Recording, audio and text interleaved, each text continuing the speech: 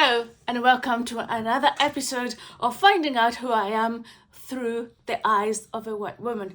So right at the beginning, oh my goodness, where should we start? So in 1902, Sir Charles Elliott, the commissioner, was sent by the British government to evaluate the country that was to become Kenya. And his evaluation was that the central province of Kenya was easily the most beautiful and the most fertile place on earth. And this is captured around the same time by Catherine and Scoresby Rutledge in their account of the Agikuyu people. And this is what they say. They say, on the east, the great mass of Kenya, and at this point they're talking about Mount Kenya. And Mount Kenya, actually that is not the ethnic name, is actually known as Kirinyaga. Kirinyaga is what the Agikuyu people have called the mountain. But this is what he said. On the east, the great mass of Kenya still in its primitive state. It's a mountain. It's a mountain like any other mountain. So anyway, I'm here to find a civilized mountain. But hey, it's a mountain. So rises to a height of 17,000 feet and dominates the Agikuyu. Its proportions are not of remarkable beauty. What? My goodness. The base is large in relation to the whole, and it rises above its surroundings, somewhat like a giant anthill, but the summit is crowded by a striking mass of sharp, jagged rocks, which standing out amidst glaciers and perpetual snow. I mean, this is, I suppose anything that is affiliated with Africa is known as unpretty. Mount Kenya is pretty striking. It has got snow at the top and it's just incredible. But this is what they say, which standing out amidst glaciers and perpetual snow make a strong appeal to the imagination. So you're even contradicting yourself about this mountain. The time to see Mount Kenya at its best is the early mornings or towards the evenings. At those times, clouds frequently veil the base and the summit is bathed in a purple mist of dawn and lit up with glorious colors at sunset. But Kenya, whether beautiful or not, is always Kenya, striking, arresting, and majestic. See the contradiction there? But this is what they say a bit further, which is of great importance to the Agikuyu people. The traveler for many miles around lives under the sense of its presence, and when, as it happens, at certain times of the year, the great mountain veils itself in mist for weeks together, there is a felt need in the landscape till it appears again. No wonder the god of the Agikuyu lives on Mount Kenya. See, they say that in such a matter-of-fact way. But we will discuss the significance of these mountains on the Agikuyu people, because the Agikuyu people believe that Kirinyaga, which is the name of the mountain, is where our God, basically spends time when it comes to earth. That is one of the 4 earthly residents of our God Guy.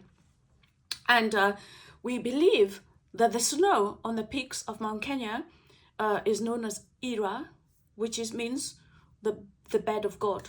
So the Agikuyu believe that it is on the snow of Kirinyaga where their God sleeps. And it's one of the 4 earthly residents of the Agikuyu God.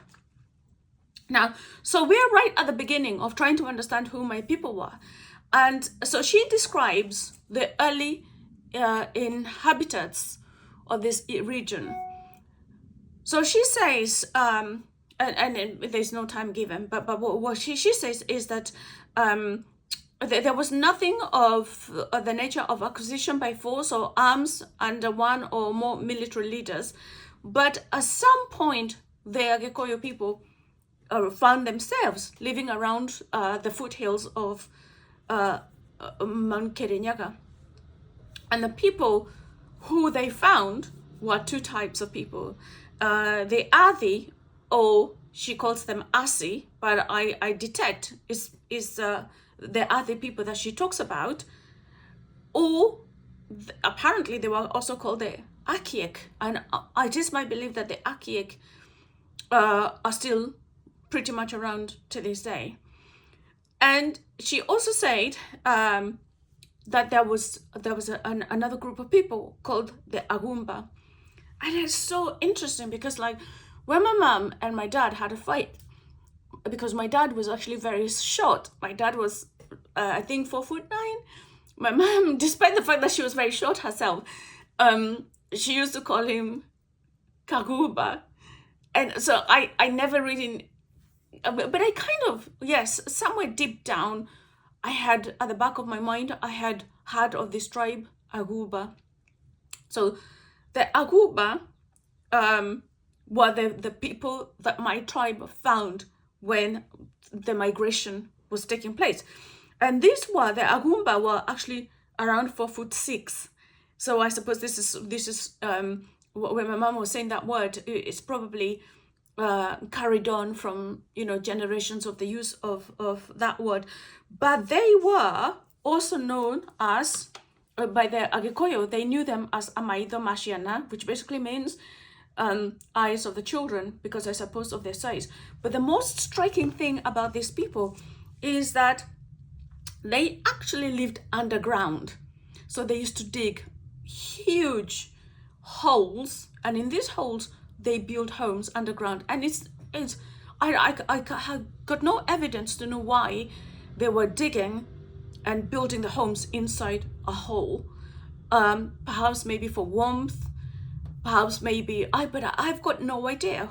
But what is notable about these Agumba people is that they were, I'll tell you what, so they lived in these underground holes, and they made pots and whatever. But it's not really very clear what their diet was, but they found banana seeds and stuff like that, so it wouldn't surprise me. But the Akiek, or the Athi, they actually ate elephant, game, and honey. And this is one thing that is really surprising, because, like, living in modern times, we're told the importance of eating fruit and vegetable. But these people only ever ate elephant, wildlife, and nothing else. Honey. And I guess this is similar to the Maasai, because the Maasai basically eat meat, they drink blood, and they drink milk. Their diet does not consist of any vegetables, which is quite surprising. But nonetheless, these are the people that arrive, or the people that my tribe found when they arrive in the region. And so another notable thing that I have found in the book is the description of the nature. So she describes it as rolling hills with dotted around with homesteads, brown homesteads. And she talks about the density of the vegetation. So this is what she says. The peculiar character of the country with its labyrinth of hills would be all in favor of such a proceeding, whilst the density of the vegetation is such, when the country is in a state of nature, that men and flocks who desire concealment can fade out like spilled water. So she talks about just the beauty of the country as they arrive, and they know exactly what they're going to do to it. They know exactly what they're going to do to it. And the thing that is striking is how also, and we'll come to that a bit later on, is how they talk about the abundant wildlife, some rare deer and so much wildlife. And the thing that they do is they document all of this before they destroy everything. So this land that she describes is on the verge of all being cleared and prepared for monoculture. So they are going to clear all of this, pollute the land with fertilizers, and grow just coffee, wiping out all the native species and they do shooting. They started the tourism, and they're gonna be shooting all this rare wildlife, and they're gonna bring in pesticides and everything that supports monoculture. It's just unbelievable, so destructive, and yet they always capture what it was like before the destruction takes place. So please don't miss out on any of this. Subscribe, follow me on this journey as I discover what the country that became Kenya was before it was taken over, and my people, the Agikuyu people, were completely, their customs were completely erased. Thank you. Bye.